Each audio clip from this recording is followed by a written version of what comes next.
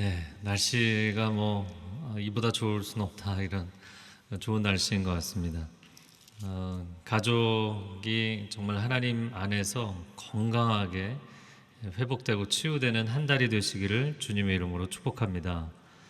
네, 가정의 달 메시지 이제 이번 주와 다음 주까지인데요. 오늘은 야곱 가족에 관한 이야기를 하겠습니다. 첫 번째 야곱 가족의 이야기인데요. 본문의 1절 말씀 같이 읽겠습니다. 야곱은 자기 아버지가 살았던 가나안 땅에 살았습니다. 자, 37장의 서두를 왜 이렇게 시작했을까요? 36장의 에서의 족보를 보면 에서는 자기 아버지의 거처를 떠나서 남쪽으로 이동해서 세일산 지역에 머물며 살게 됩니다. 그러나 동생 야곱은 아버지 이삭과 할아버지 아브라함이 살았던 땅, 가나안 땅이죠. 우리 가문에 하나님께서 약속으로 주신 땅에 계속 머물며 살았다라는 것입니다. 자, 이어지는 2절 말씀을 같이 읽어보겠습니다.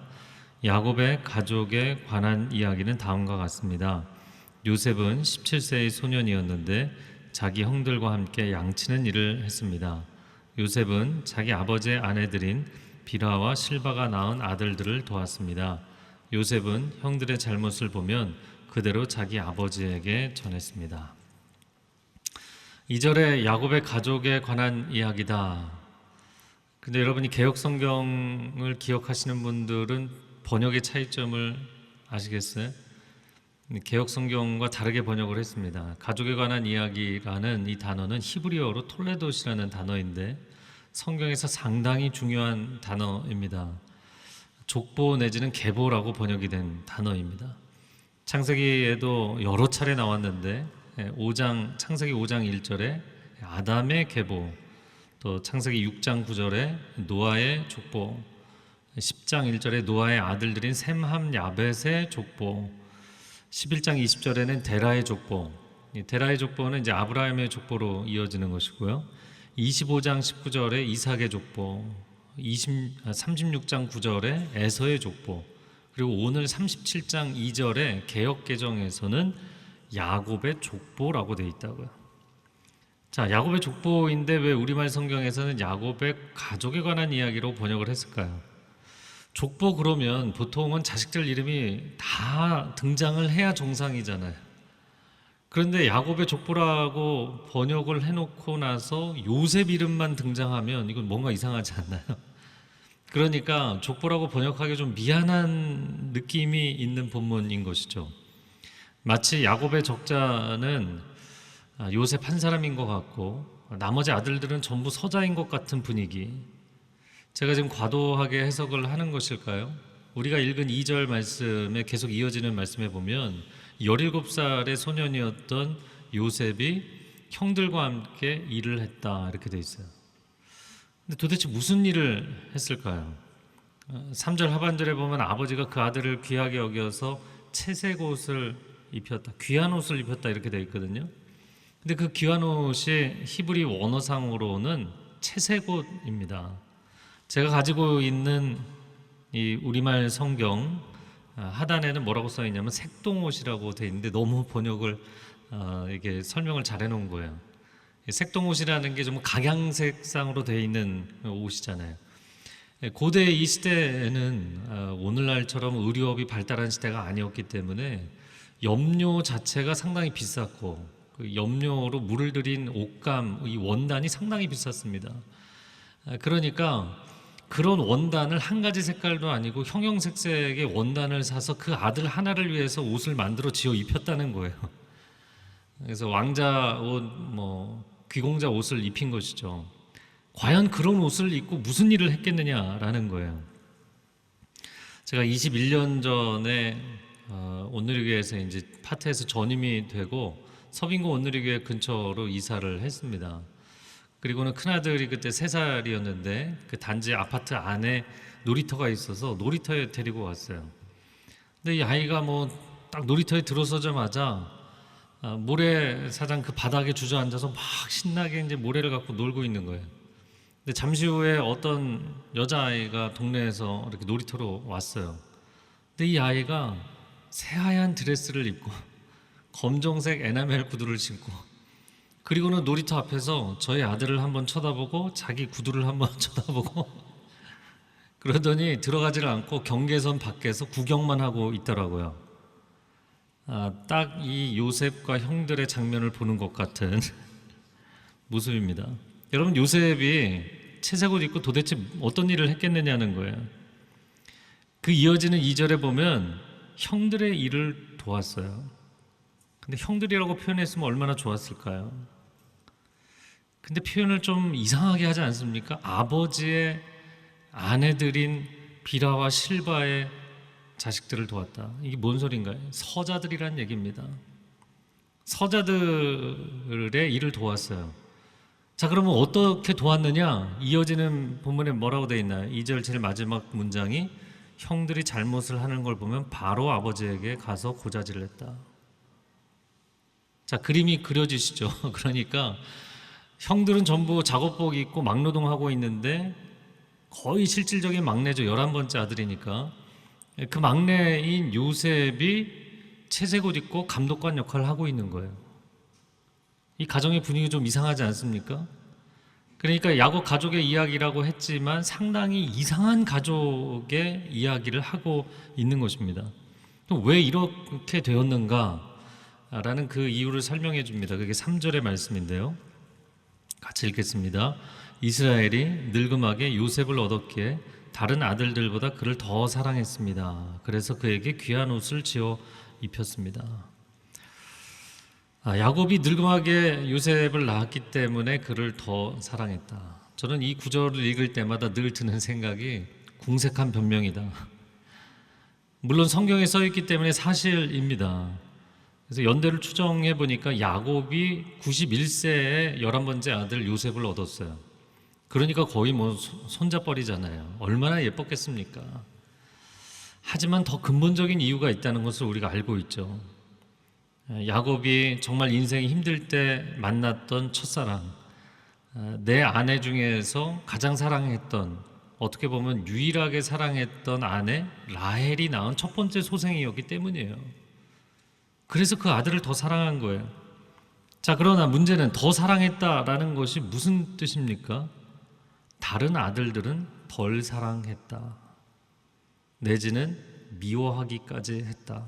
나중에는 저주까지 했다. 여러분, 뭐 요셉 입장에서는 굉장히 좋은 것이지만 형들 입장에서는 아버지의 사랑 이런 걸 과연 느끼면서 살 수 있었을까요?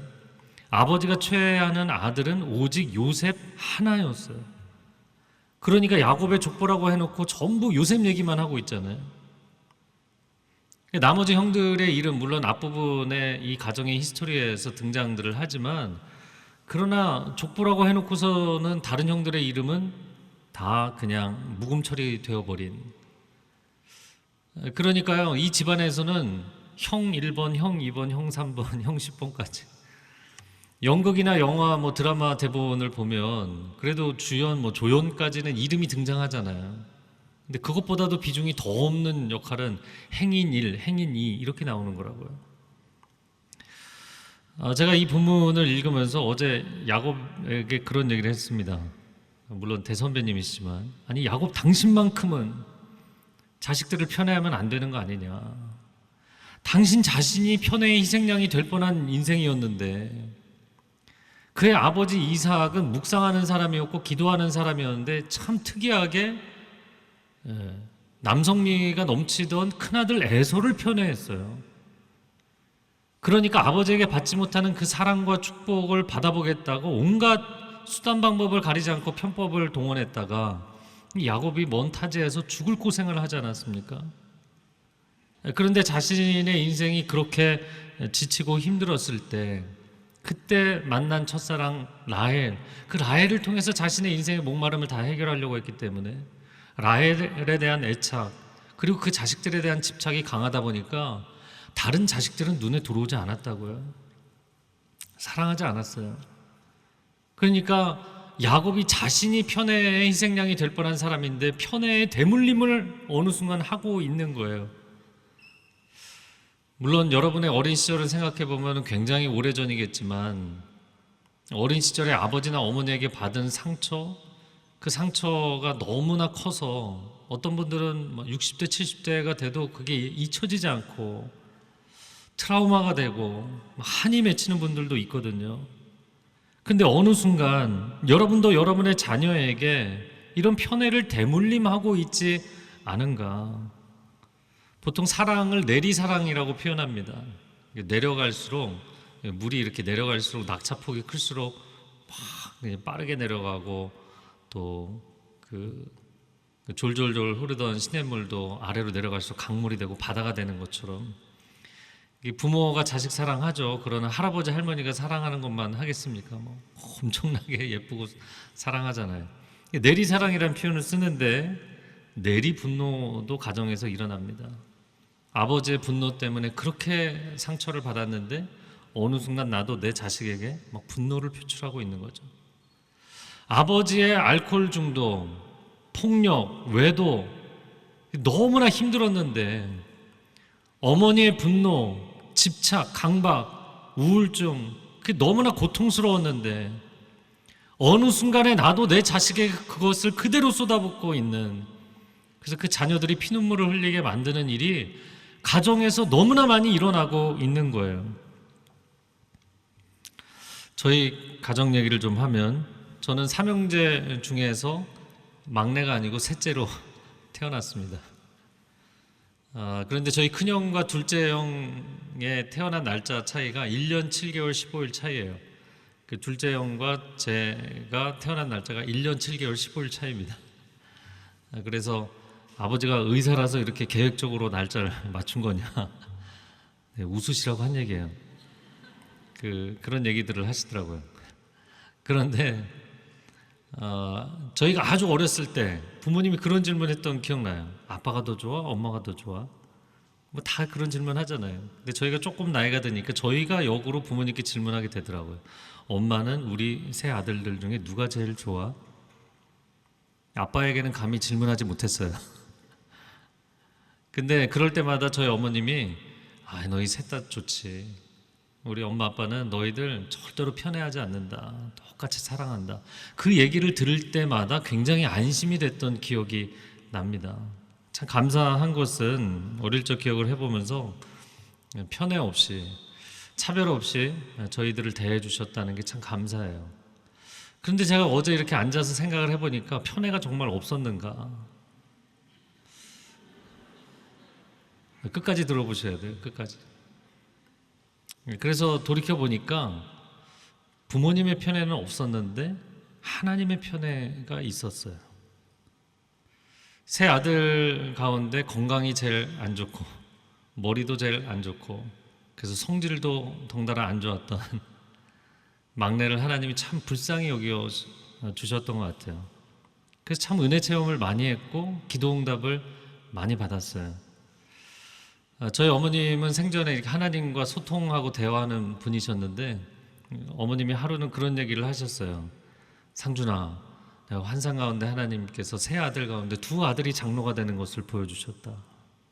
그래서 제가 아니 아들이 셋인데 왜 셋 다 장로가 아니고 두 아들만 장로입니까? 제가 목사가 됐잖아요. 그러니까 저는 숙제를 했습니다. 저희 두 형님만 숙제를 하시면 됩니다. 이제 여러분 요셉의 인생을 한번 생각해 보죠. 요셉은 아버지의 편애를 받았을 뿐만 아니라 하나님의 편애도 받았어요.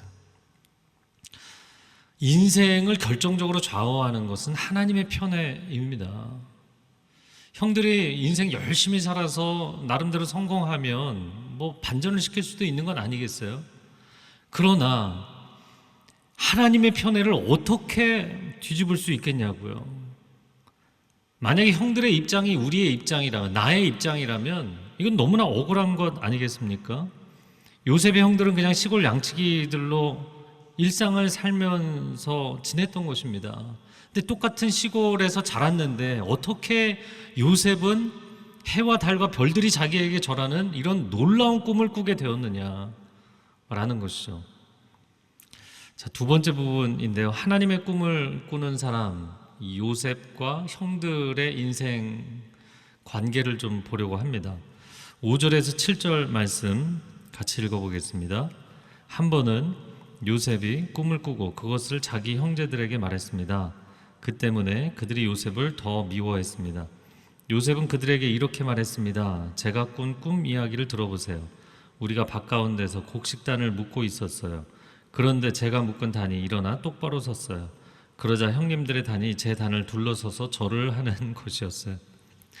저는 이 장면 상상할 때마다 너무나 나이브한 얼굴로 얘기하니까 이게 때릴 수도 없고 참. 꿈쟁이 요셉이 자랑을 하는데 곡식단들이 자기에게 절을 했다. 유목민이잖아요. 그런데 이 사람들은 반정착형 유목민, 그러니까 유목 생활을 주업으로 하지만 시즌에 따라서 정착을 하면 거기서 농업을 부업으로 하는 것입니다. 그러니까 형들의 곡식단이 자기 단에게 절을 하는 꿈을 꿨다. 타인에게 정말 잔인한 것이 무엇인 줄 아십니까? 꿈이 없는 사람들에게 꿈자랑을 하는 것이에요. 오늘 먹을 거리를 걱정하는 사람에게 나 돈 많다고 돈 자랑하는 거예요. 합격하지 못하고 대학 떨어진 친구에게 자기 좋은 대학 들어갔다고 합격 자랑하는 거예요. 여러분, 이렇게 잔인하고 이기적이고 자기 자신밖에 모르는 짓을 요셉이 했다는 걸 아셔야 돼요. 제가 오늘 요셉 본문을 가지고 여러분이 늘 듣던 설교와 다른 설교를 하고 있는 거예요. 그러니까 우리가 이 본문을 보면서 우리 착한 요셉을 깡패 같은 형들이 괴롭혔네. 꿈의 사람 요셉 같은 사람에 대해서 형들 다 이기면 되지. 이런 식으로만 해석하시면 안 돼요. 17살의 요셉, 아버지와 하나님의 편애를 한 몸에 받은 아들. 그는 아버지에게 사랑받지도 인정받지도 못하는 형들이 왜 인생에 열의가 없을 수밖에 없는지, 왜 일터에서 열정적으로 일을 안 하는지, 그들의 인생의 좌절과 분노에 대해서 이해하지 못하는 아주 미숙한 인생이었다는 거예요. 먼 훗날의 역사로 이어집니다. 12아들이 12지파가 되어서 그들이 400년 동안의 애굽의 고생을 빠져나와 광야 40년을 지나 드디어 약속의 땅 앞에 이르렀을 때 갑자기 이상한 반응을 보인 세 지파가 있었어요. 르우벤과 갓과 므낫세 반지파가 요단 동편에 주저앉겠다고 결정을 한 겁니다. 할렐루야. 그럼 왜 이 세 지파가 그랬을까요? 우리가 이제 민수기, 신명기, 여호수아 보면은 설명이 나오는데 요단 동편의 땅이 비옥하고 목축을 하기 좋다라는 거예요. 맞는 얘기입니다. 그런데 더 근본적인 이유가 있죠. 거의 500년의 역사 동안 이 형제들 사이에서 있었던, 아무도 얘기하지 않지만 그러나 다 알고 있는 문제. 르우벤은 아버지 야곱에게 사랑받지 못하는 아들 장자이잖아요. 근데 장남인데 아버지에게 인정을 못 받으니까 동생들도 리더로 인정을 안 했어요. 그 요셉을 처리할 때 르우벤이 없는 자리에서 동생들끼리 결정해 버립니다. 이게 장자가 그냥 유명무실이었다는 거예요. 그러니까 장자로서 역할을 못하니까 엉뚱한 데서 사고를 쳐서 아버지에게 저주를 받은 아들. 그 르우벤은 동생들이 주인공 역할하는 땅에 들어갈 생각이 없었어요. 갓은 누굽니까? 아버지 야곱에게 사랑받지 못하는 레아 계열의 서자 중에 장자가 갓이에요. 그러니까 갓은 르우벤의 복사판이에요. 므낫세는 누구입니까? 요셉의 실질적인 혈통상의 장자인데 동생 에브라임에게 장자권을 내줘야 했던. 그러니까 요단 동편에 전부 상처투성이인 장자 셋이 주저앉은 거예요. 사랑받지 못한 편의 희생양이 된 장자들이 약속의 땅 코앞에서 엎어진 겁니다. 여러분, 부모는 자녀에게 무조건적인 하나님의 사랑의 통로가 되어야 합니다. 정말 내 자녀가 하나님의 사명을 이루지 못하고 그 앞에서 주저앉았던 르우벤, 갓, 므낫세가 되기를 원하지 않는다면 여러분 가정에서 편애를 멈추셔야 돼요. 저는 자녀들 편애하지 않습니다. 근데 다른 사람들이 당신 왜 자녀를 편애하는 것 같아? 그러면 인정하셔야 돼요. 자녀들이 왜 우리를 편애하지? 그러면 인정하셔야 돼요. 미안하다고 얘기하셔야 됩니다. 똑같이 사랑해 주셔야 돼요. 그래도 어떤 분들은 그래도 아무래도 정이 더 가는 자식이 있지 않느냐 이렇게 반문하실 수도 있어요. 세상적으로 퍼포먼스가 더 좋고 관계 지수도 좋고 이런 자녀들이 있죠. 공부도 잘하고 학교도 좋은 학교 가고 좋은 직장 가서 요셉처럼 지위와 명예까지 있는 그런 자녀가 있다면 금상첨화라고 생각하실지 모르겠어요. 그러나 자녀들을 향한 하나님 아버지의 사랑은 어떻습니까? 집 나간 아들이 돌아오기를 학수고대하는, 회개할 것이 없는 의인 99보다 죄인 한 명의 회개를 기뻐서 천상에서 잔치를 벌이시는 분, 그분이 하나님이시잖아요. 그런데 왜 우리는 자식에 대한 사랑마저 이렇게 왜곡되고 세속화되었는가? 전부 세상의 성공주의 관점으로 자식들을 평가하고 더 반가운 자식과 덜 반가운 자식으로 왜 나눠서 보는가? 라는 것이죠. 그래서 우리 가정에 정말 편애의 대물림이 끊어져야 합니다. 멈춰져야 됩니다. 이게 치유되려면 사실 우리가 묻어두고 살지만 부모의 마음 안에 있는 상처와 트라우마부터 치유가 돼야 돼요. 하나님의 은혜가 우리 안에 먼저 충만히 채워져서 우리 자녀들 가운데 예외 없이 모든 자녀에게 흘러가게 되기를 주님의 이름으로 축복합니다. 자, 요셉이 이제 두 번째 꿈을 자랑하고 나서 가족들의 반응이 11절에 나옵니다. 11절 읽어볼까요? 그의 형들은 요셉을 많이 질투했으나 그의 아버지는 그가 한 말을 마음에 담아두었습니다. 해와 달과 11개의 별들이 저에게 절을 했습니다. 그 형들이 들을 때 얼마나 황당했을까요? 그래서 형들은 많이 질투했다. 근데 아버지는 마음에 담아두었다. 왜 그랬냐면 이 아버지 야곱도 자기 인생에 가장 힘들었을 때 처음으로 집을 떠나서 노숙하던 날 베델에서 하나님의 꿈을 보았잖아요. 그 꿈 때문에 어려웠던 시절을 다 이겨낼 수 있었거든요. 그러니까 아들이 꿈을 꾸었다는 게 너무나 한편으로 감사했죠. 저와 여러분의 인생에도 하나님이 주시는 꿈이 있기를 축복합니다. 자, 이제 여기까지로 끝나면 이제 기존에 듣던 요셉 설교이시죠. 그런데 오늘 본문을 잘 보면 12명의 아들 가운데 딱 한 아들만 원대한 꿈이 있었고 다른 아들들은 그냥 일상을 살아가는 아들들이었다는 거예요. 저도 리더십 강의할 때 이야기하는 것이고 리더십을 논할 때 우리가 많이 이야기하는 건 관리자 타입이 되지 말고 비저너리가 되라. 비전을 제시하는 사람이 되라. 그런데 여러분, 이렇게 강의를 하는 것은 리더들을 대상으로 하는 이야기예요. 실제적으로 우리가 솔직하게 어떤 조직이나 공동체를 보든 간에 리더 역할을 하고 비전을 제시하는 사람들은 소수입니다. 정말 소수예요. 그리고 나머지 사람들이 관리자 모두입니다. 그러면 이 사람들의 인생은 다 잘못된 것일까요? 누군가는 꿈을 꾸는 사람의 그 꿈을 현실로 만들어내고 그것을 유지, 관리, 보수하는 사람들이 있는 거예요. 어떻게 보면 그런 사람들이 세상에 대다수를 이루고 있는 거예요. 그래서 우리가 잊지 말아야 될 사실이 있습니다. 이들은 리더의 꿈을 현실로 만들어주는 소중한 사람들이라는 것을 기억해야 됩니다.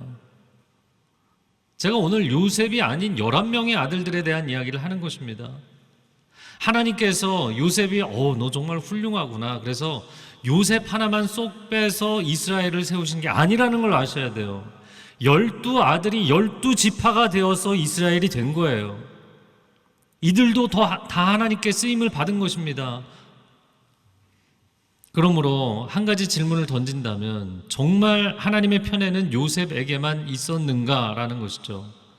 아니요, 다른 형태로 다른 아들들에게도 있었어요.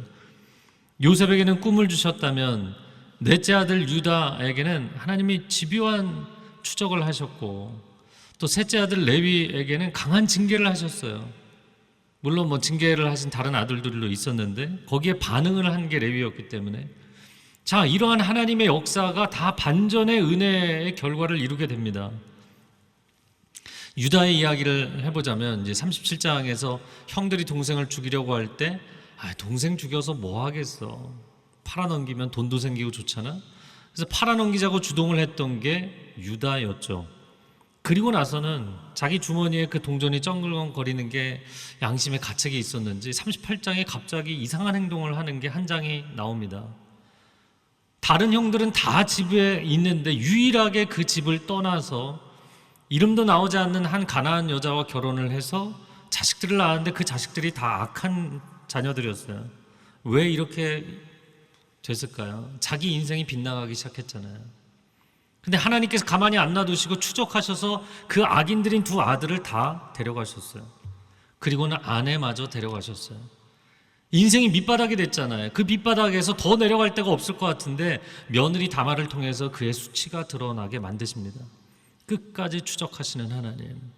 그러고 나니까 유다가 자신의 잘못을 인정하고 가족에게로 돌아오게 됩니다.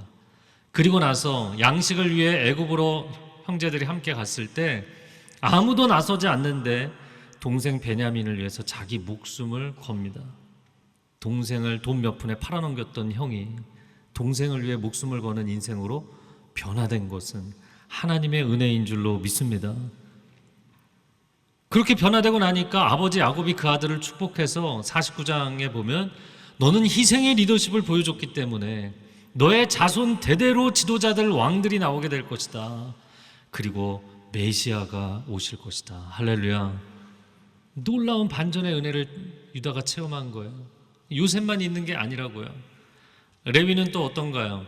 이 조직에서 탑 리더가 역할을 안 하면 그 바로 아랫 사람들이 리더십을 발휘하게 돼 있죠. 군대 같으면 말년병장이 군대 일에 관심이 없잖아요. 그럼 상병들이 주름 잡게 돼 있거든요. 그러니까 르우벤이 아무 역할을 못하니까 시므온과 레위가 주도적인 역할을 했어요. 그리고 자기들의 여동생을 위해서 복수의 칼을 갈면서 세겜성 사람들을 죽인 건 이게 시므온과 레위였죠. 그래서 아버지가 그 두 아들은 폭력의 도구이니 지면에 흩어질 것이다 이렇게 저주를 해버립니다. 그럼에도 불구하고 시내산 앞에서 백성들이 우상 숭배를 하고 금송아지 앞에서 막 뛰놀고 난리가 났잖아요. 그때 하나님의 진노를 시행함으로 레위 지파 사람들은 사람들에게 칼을 쓰는 게 아니라 하나님 앞에 드릴 제물의 칼을 대는 제사장 지파로 놀라운 반전의 은혜를 체험합니다. 할렐루야. 그러니까 나머지 아들들에게 하나님의 관심과 하나님의 역사가 없었던 게 아니라는 것을 인정해야 돼요. 하나님은 세상에서 요셉 같은 아들만 사랑하시는 하나님이 아니십니다. 하나님은 12아들을 12자녀를 똑같이 사랑하시는 하나님이세요. 하나님은 여러분의 가정 안에 요셉 같은 아이뿐만 아니라 별로 드러나지 않는 다른 아이들도 동일하게 사랑하시는 하나님이신 줄로 믿습니다. 그들이 각자의 자리에서 레위처럼 하나님께 헌신을 하든지 아니면 유다처럼 사람들에게 헌신을 하든지 그들의 삶의 한 가지 특징적인 은사와 재능과 섬김을 통해 시대에 기여할 수 있는 축복의 통로로 세워주기를 원하시는 하나님이십니다. 자, 그러면 요셉의 인생은 어떤가요? 그가 꿈을 꾸었던 것처럼 당시의 대제국 애굽의 총리가 되어서 형들과 부모님들까지 그 보호 아래 들어가게 되는 그런 중요한 위치에 서게 됩니다. 자, 그러나 그것을 내가 이렇게 높은 지위에 오르게 됐어 이렇게 해석한 것이 아니라 가족을 구원하고 시대를 구원하라는 하나님의 섭리로 받아들였기 때문에 그가 건강한 인생을 살 수 있었던 거예요.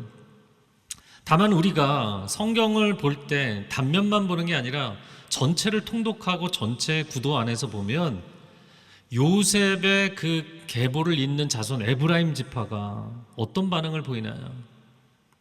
우리 복받은 지파야. 지분 내놔. 기득권을 요구하고 다른 지파들을 무시하는 행보를 계속해 갑니다. 정복시대, 사사시대, 왕정시대 계속 그러다가 결국에는 솔로몬 왕 이후에 10개 지파를 데리고 반역을 해서 북이스라엘 세우고 금송아지 세우고 그 백성들을 전부 우상숭배로 몰아간 게 에브라임 지파였어요. 요셉의 자손들. 여러분, 이 요셉의 자손들이 얼마나 큰 사고를 친지 아시겠습니까?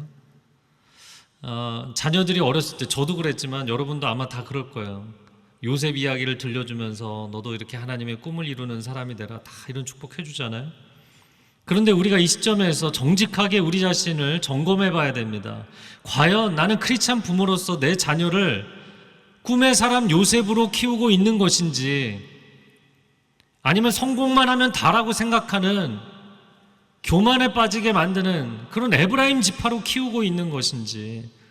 야, 일단 성공해야 돼. 신앙생활은 나중에 열심히 하면 되니까 일단 공부 열심히 하고, 일단 좋은 대학 가고, 일단 좋은 직장 가고, 다른 사람에게 뒤처지면 안 돼. 다른 사람을 밟고 일어서더라도, 야, 지금 너가 친구를 케어할 상황이냐? 네 공부를 해야지.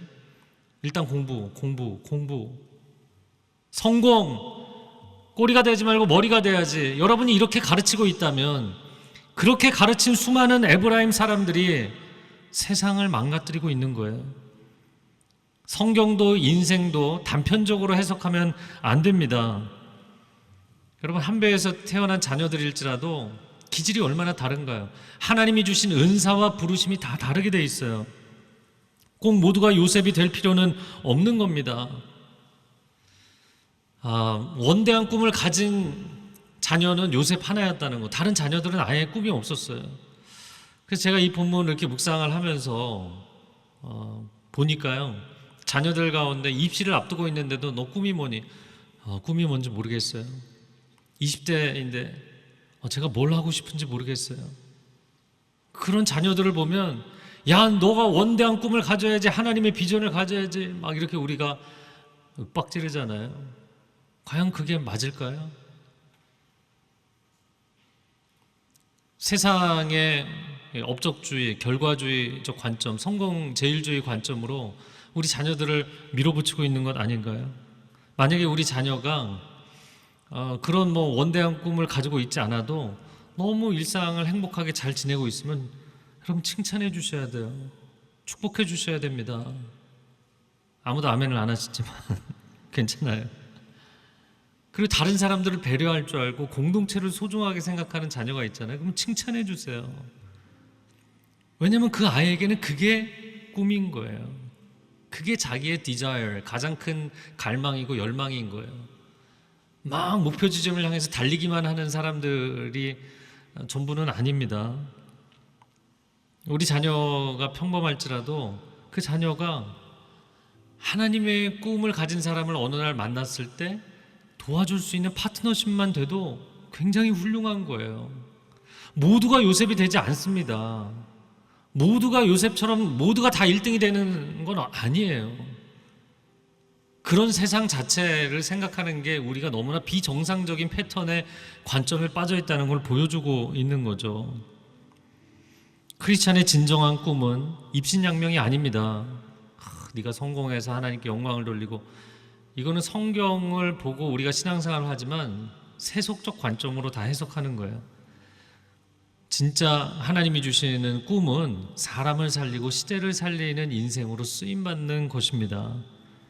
19세기 영국에서 감리교 목사로 활동을 하다가 이 빈민들을 보고 너무나 가슴이 아파서 본인의 사역을 내려놓고 빈민굴에 들어가서 빵을 나눠주고 복음을 전하며 그렇게 평생 사람들을 돌보다가 떠나신 목사님이 계세요.